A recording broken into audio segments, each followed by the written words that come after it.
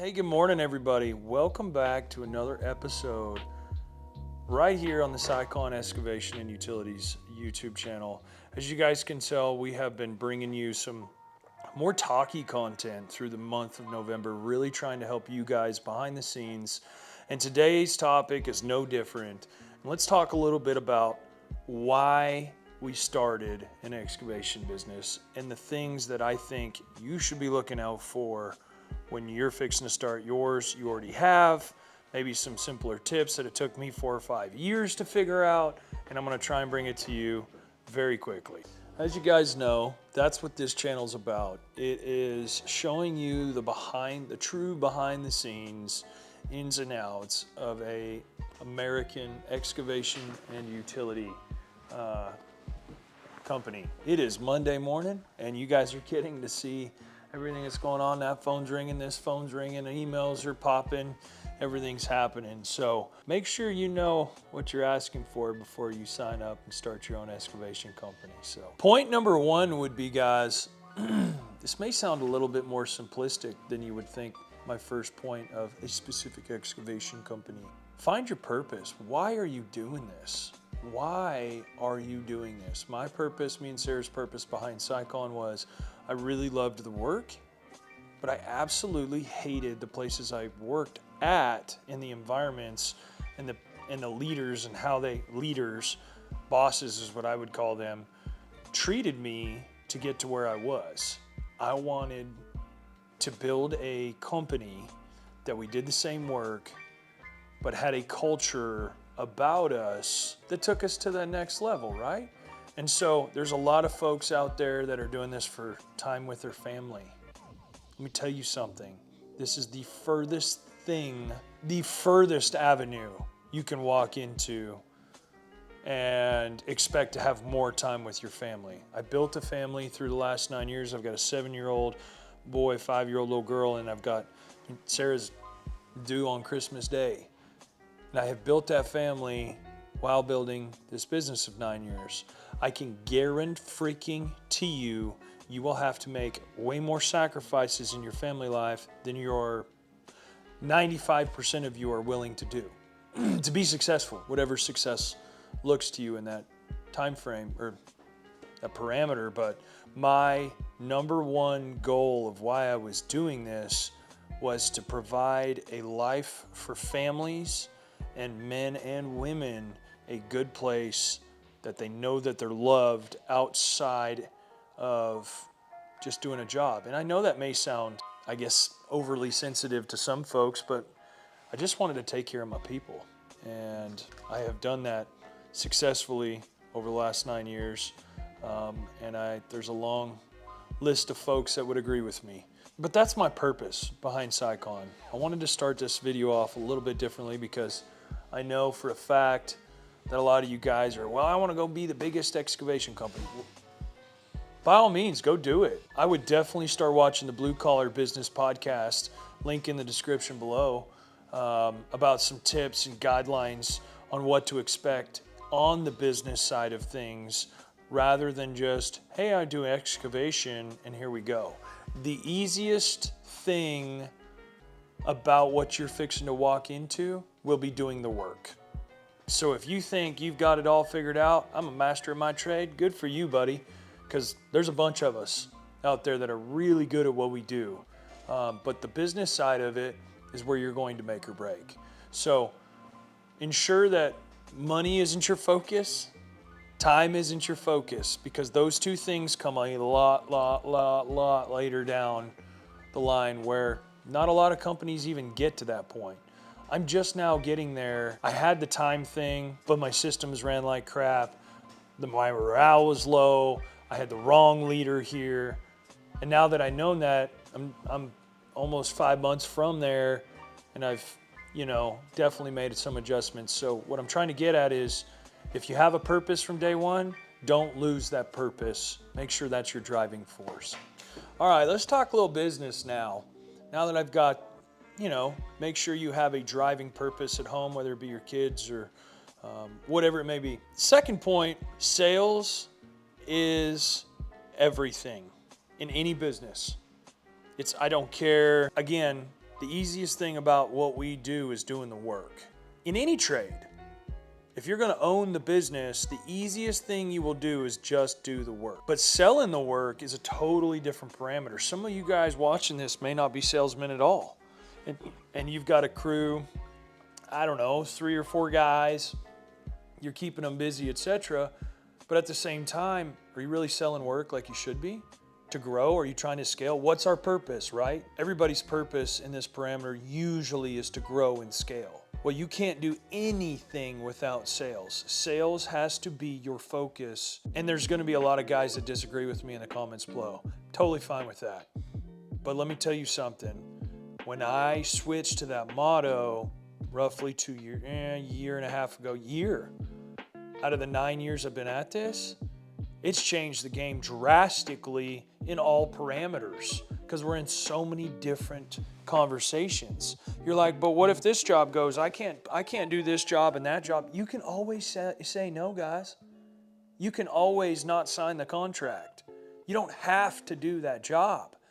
But you can be in 5 conversations so you're not sitting there teeter-tottering on one decision of one person and how their aptitude is that day. Like, what are you doing? How do you enact sales is everything? Well, you need to find out if you're the salesman.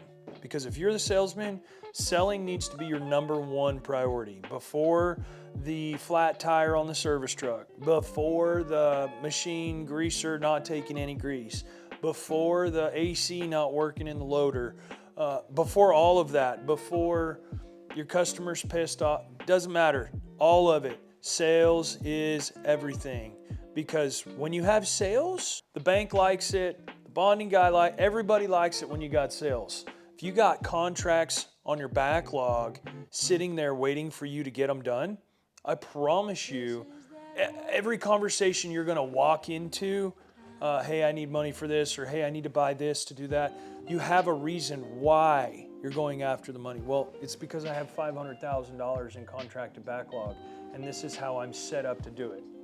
And you give that to a banker, he's going to go, wow, this guy knows what he's doing. He knows where he's going. He's sold the work. He's got the work under contract, and now he needs to go do it. A banker will go talk to you. Now, I get it. Banks don't go as quick as we need them to go in order for that situation to work, but over the years, it will work. But either be the salesman. I was blessed with the gift of gab, as they say. I think that's why you guys, I don't know, you guys probably hate these talkie videos, but the last couple of videos, talkie videos with some good information about owning your own first dump truck, maybe Will can put that right here. But we've been trying to throw a couple of these talkie videos for helping you guys out on the YouTube side that maybe don't like listening to podcasts. I get a lot more in depth about every little tiny business bit that I hit on the YouTube over on the podcast with people that know what they're talking about those subjects. So if you're looking for a little bit more of this video, #1, make sure you're subbed. Go ahead and drop a like, but we're building other resources for you guys, because if you're here wondering about all of this, you're really trying to do something, okay? So I don't want to knock and detour that. But at the same time, you've got to listen to me, because I went through 9 years of struggle and pain. And if I'd have just opened my ears a little bit to the people that were mentoring me, sales is everything. Let me wrap that up. Sales is everything. Just worry about sales. Once you have sales, you can worry about a team. You can worry about processes and procedures. You can worry about all this other stuff, your costs, scheduling, etc. You can argue that point #3, know your cost, should be above sales is everything. But at the same time, what do you need to know your cost for if you ain't selling nothing? Knowing your cost is something I didn't know for a very long time, because I could sell without knowing my cost. I know that sounds absolutely crazy to a lot of you guys, but about 60-70% of entrepreneurs watching this video trying to get in the excavation market, you don't know your cost. You don't know how much that fuel burn rates in that Mini X, and you're probably not charging labor burden. You're not bidding stuff with rental rates. I can go on and on and on. about better business practices, but I can tell you that because I didn't either. I had no idea what I was doing. I didn't have a YouTube channel and a podcast and places to go and get resources from. It was just my network, and the relationships, as you guys know, are so key here. You have got to rely on your relationships and your network as you take these next couple of steps forward. But once you've sold that work and you've got work to do, how do you know how much money's left on the table that's yours at the end of the day? Which you should know in your estimate. And I know I'm a little backwards here, but I need you guys to understand that sales is everything. You can figure out the rest. You're probably not going to make as much money as you figure it out, but at least you're paying for your own experience. Education's expensive, but experience is priceless. Once you have this experience and bidding a job for $10,000 that your cost was $14,000 on, and you lost $4,000 on, you learn through that process about, wow, how did I go so wrong here? Sometimes it's the customer's fault. Sometimes there's a change. Especially in your residential work, as you guys are going out there plucking bushes for Karen and Judy and all them ladies, they're going to want a couple extra bushes. They're going to want this. They're going to want that, and pay you the same amount of money. It's up to you if you want to sit there and go, hey, sign this piece of paper here, $25 per bush, or take the bushes out for Karen and Judy, hoping that they're going to tell Susie and Sally as well, so that you can pluck some more bushes. Not making as much money, but you're getting referrals. So be careful there as you're first starting out, but you've got to know your cost on that $10,000 job. Let's break down this $10,000 job that we lost $4,000 on. Say we got $3,500 in pipe, $4,000, something like that. $1,500 in gravel and miscellaneous things you're going to need for the job. So there's about $5,000. And then you probably threw $3,500 worth of labor, probably a couple days in labor, maybe a day, depending on how you've got it figured out. Maybe $1,500 in either overhead machine time, or maybe you counted that as mobilization. You guys don't even know how to sit here and break down a job yet. You sold the job, but you undersold the job 9 chances out of 10. I've been there. I've done this 100 times. Oh, I got my pipe, I got my gravel, I got my equipment, and then I'll throw some labor in there. Never one time did I go, okay, what's the percentage of this? How much is that? How much fuel am I burning? How long is it going to take the guys to get there? How much time while they're there? How long is the material going to take there? And I understand I'm going crazy on a $10,000 job, but it's all the questions that you have to know. You have to know how long it's going to take for that truck to get there. You got to know how much downtime. Is there 2 hours for your guys standing there? Is there 4 hours standing there waiting on material? Do they have 4 hours worth of pre-work before the gravel gets there? Do I need to find something else to do for that morning? So I can just go off and on and on and on about questions about know your cost. But if you know you're delivering 3 loads of gravel, call and get your 3 loads of gravel. Know that cost. Know the cost of the material in the truck and the cost of the haul rate to get it there. If you've got pipe and miscellaneous, look at the dang quote. Don't just look at the total. Figure out how much they're charging you for that pipe. Find out how much they're charging you for those fittings. It's the small costs that you've got to start tracking and at least get in your brain.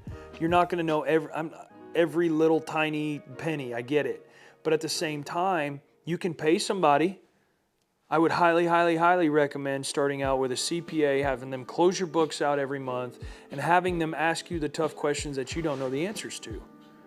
Absolutely. All it's going to do is hold you accountable, start teaching you, start learning through your own experience. Don't try and handle this in-house on your own high school education like myself and Sarah, because it gets tough. You start moving millions of dollars, it gets extremely tough to know why this $10 or this $100 or this $10,000 was charged to this job for no reason. Knowing your cost helps you to know your profit. It helps you to know how much gross profit that is possible on the job and net profit after everything's said and done. How much did you make? How much money did you keep? And then what about retainage? Oh my God. I can get into that, but it's a whole different deal. Sell that job. Make sure you sit there and go over your costs. Make sure you triple check them, quadruple check them, and go on and learn. That's all you're going to do it. You're just going to learn by doing it over and over again. And every time you learn money, you look at the numbers and go, dang, I lost money. Why? Was there a change order I could have asked for? Did we do more work than what we were asked? That's also part of knowing your cost. So I hope that tip helps, because that one has been the brutal punching bag that I've had to learn over the last 2 years. Was really crushed down. And it's a lot harder when you're doing $5 to $10 million worth of work rather than $500,000 to $1 million worth of work. I know. I know for a fact it is. So please heed my warning, and it's a lot easier to know costs there. But when you're learning costs down here at $500,000 to $1 million in revenue annually, guess what? As your revenue comes up, you know what the prices were down here. So you know if people are gigging you when you get up here, you look like you're making money when you're turning $5-10 million a year. You look like, but if you don't know your cost to drive margin, you're not going to make any money. Following me? Number one, you know your purpose of why you're walking into this. Why do you want to be a CEO of your own company? It can be pride. I just want to be proud of myself. You want to build something for your kids? That's what I'm doing. I want to make sure every man and woman here enjoys somewhat coming to work, and they have the benefits and they have the things they need to live their lives. That was my purpose. Number two, sales is everything. Got to sell some work. Now, number three is know your cost. We've divvied up and figured out exactly what's going on within that job that we sold, whether we're going to lose money, make money, we'll figure that out. But now we're starting to do a couple of those jobs, okay? This would be kind of like number four. And a lot of lists out there, this would be number one. But it's pick your equipment. Pick your equipment around your sales. Pick your equipment around your costs. And I know that may not sound possible right now, but it truly is. If you're bidding work with rental rates, with everything that needs to happen out into the market, and you're not just trying to buy a job, well, you may have this set of equipment and you want to sell this job. Or you may have this set of equipment and it's too big for this job that you're looking at. What I'm trying to get at is, during that sales is everything time, for the love of God, sell everything. Sell picking the bushes, trying all the way up and push the envelope as far as you can. Will that guy let you regrade the base on that commercial parking lot underneath him? I mean, really push the envelope from those two swings. Try and sell everything. If you sell it with rental rates in it, you can go rent the equipment, and as long as you did it for less time than you sold it for, you'll be just fine. Pick equipment around the work that you're selling. So if we're selling a bunch of Mini X and a bunch of skid steer, and you've rented that Mini X for 3 months or 4 months, okay? You can rent it by the day, by the week, and then 3 weeks is a month. So if you're using it 3 weeks out of the month, you're getting a week of payment free, essentially. But is it basement dig outs? Are we doing septics? I know up north you guys have crazy deep septics, or are we needing a bigger machine right off the bat? Or are you down here like I started and digging for plumbers and electricians and burying horses and doing whatever you could possibly get your hands on? Are you digging more ditches? Because I had a 45 series machine and wish I got a 32 or a 27. But I was already stuck because I went out like an idiot and went and bought a skid steer and a Mini X, thinking that, oh, I'm going to sell a bunch of work for these machines. And yes, we did. Thank God. But I wish the scenario was flipped, where I could get my feet wet and figure out, all right, this work right here I enjoy doing, but I don't make any money at it. And then this work over here sucks and I hate doing it. Oh my God, I make dang good money when I'm there. That's a decision you've got to make right here. Do you want to go do work you love and it's pretty and it's glamorous? Or do you want to sell a plethora of work, and the work that you may not love doing takes a little bit more handwork, etc., but you make good margin, you make good profit on it? So that is a decision I had to make sooner rather than later. I decided to stick more on this side and thought I was, making money back then. Why? Because I didn't know my cost.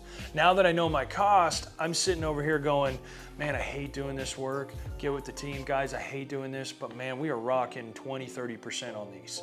They're gonna, okay, rather than go do this job, fight it for 8 months and make 2% and they hold 10% in retainage for forever. That's kind of where I was going with that. But to you guys that may have clicked on this video thinking I was gonna talk more about equipment, I'm talking more about the business, because the easiest thing you're going to do, and I may have already said it in this video, the easiest thing you're going to do is the work itself. Where did I start out? I had a 45 series Mini X.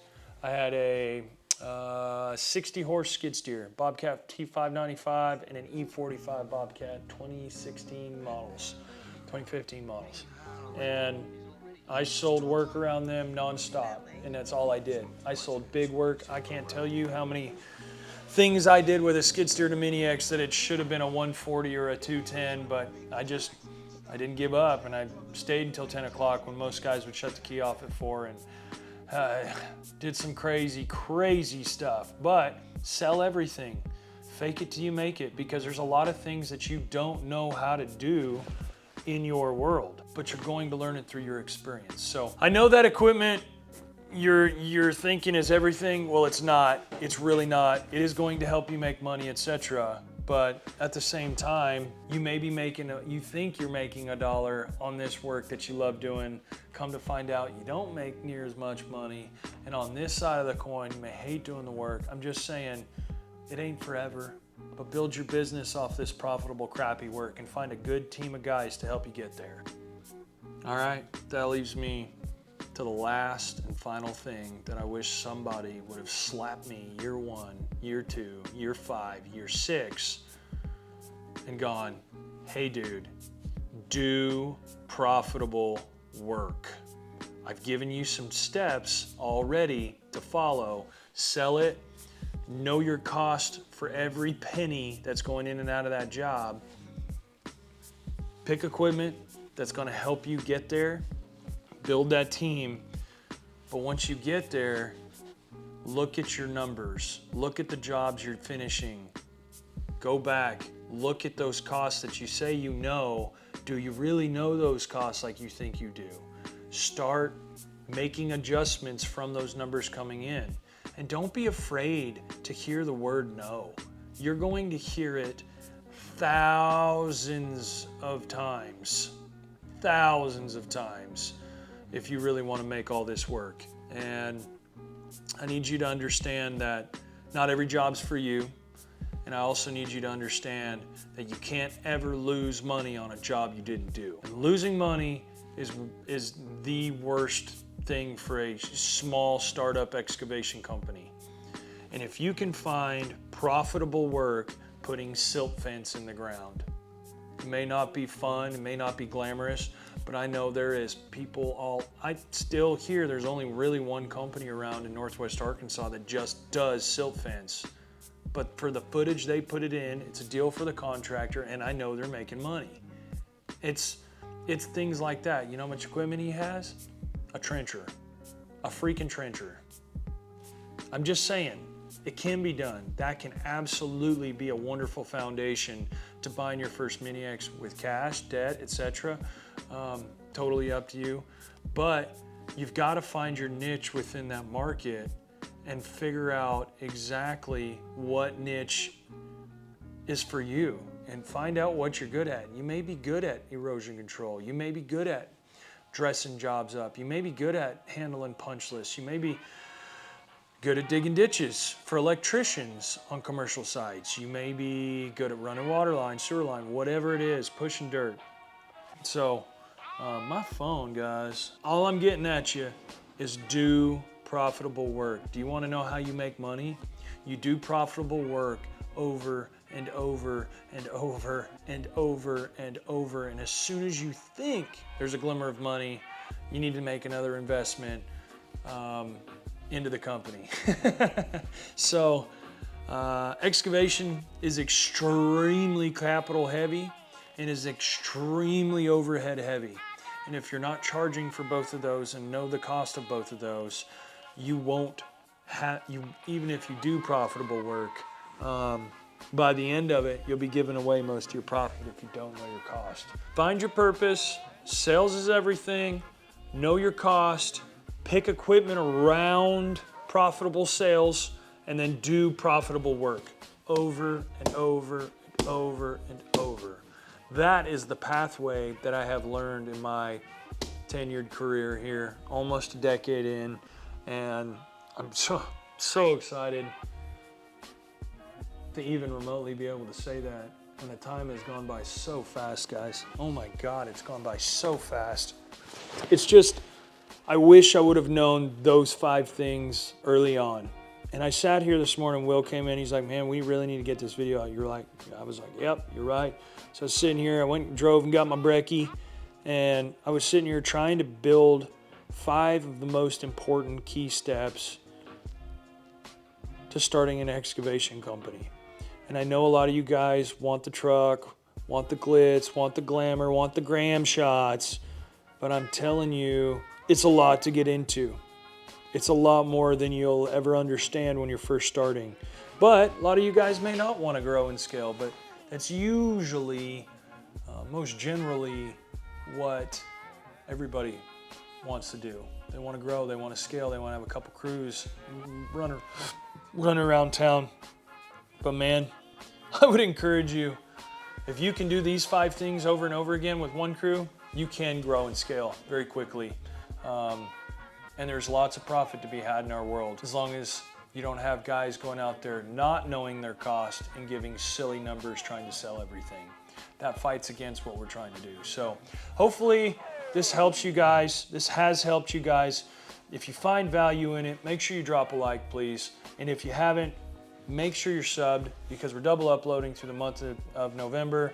We've got some killer content coming for you for the rest of this year, and the things that we are already planning out beginning of next year coming at you guys is pretty insane. I know it's a little different, commercial excavation and utility company showing you behind the scenes here on YouTube. So the YouTube algorithm hasn't loved us, but if you've made it this far, drop a like. Throw a comment down below with a question. I'm hoping you guys have some questions for me, and maybe I can get them answered. And last but not least, if you're looking for more than just this, you can also join up our membership, and we're gonna do monthly Zoom calls with you guys and answer y'all's direct questions, what you're dealing with, obviously in your excavation or utility business. I would assume so. Maybe it's a landscaper, maybe it's a dump trucker, who knows. But gonna start doing a lot more behind the scenes with you members. So hit that little join button next to our name on YouTube, and you can find that there. But until next time, guys, please be safe, be kind, and be humble.